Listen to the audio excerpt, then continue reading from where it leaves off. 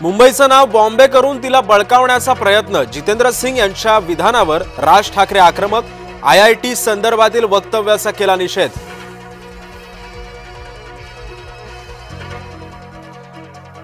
मनसेच्या भोंग्यातली हवा वंचितनं काढली, शिवाजी पार्कातल्या सभेतून सुजात आंबेडकरांचं मनसेवर टीकास्त्र.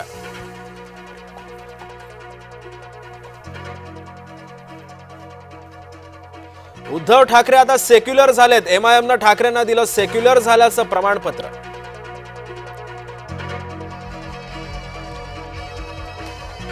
स्मृती आणि पलाशच्या संबंधामध्ये मिठाचा खडा, पलाशच्या जुन्या संबंधांची समाज माध्यमामध्ये जोरदार चर्चा. नातेसंबंध बिघडले म्हणजे बलात्कार होत नाही, सर्वोच्च न्यायालयाकडून स्पष्ट. गांजा तस्करीमध्ये भाजप युवा मोर्चाच्या अध्यक्षाला अटक, नागपूरच्या काटोलमधून 6 जण अटकेत, वैभव काळे असं भाजप युवा मोर्चाच्या अध्यक्षाचं नाव. मुंबईवरील 26/11च्या हल्ल्याला आज 17 वर्ष पूर्ण, मरीन ड्राईव्ह इथल्या शहीद स्मारकावर आदरांजली, मुख्यमंत्री आणि पोलीस दलातील वरिष्ठ अधिकारी सुद्धा उपस्थित. उपद्रवी माकडांना पकडण्यासाठी नवी शक्कल, माकड वानर पकडणाऱ्याला मिळणार 600 रुपये.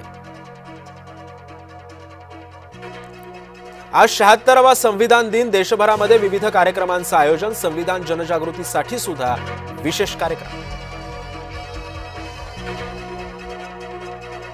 उत्तर मोहितेंच्या खुनातील अन्य आरोपींना अटक करा, दलित महासंघाचा सांगलीमधून मोर्चा. रोहित शर्मा असेल 2026च्या T20 विश्वचषकाचा चेहरा, ICCनं केली महत्त्वपूर्ण घोषणा. शिल्पा खोत यांचं कुणबी प्रमाणपत्र बोगस, निलेश राणे यांचा दावा. मद्यधुंद तरुणीचा भर रस्त्यामध्ये धिंगाणा, कराड पाटण मार्गावर वाहनं अडवली.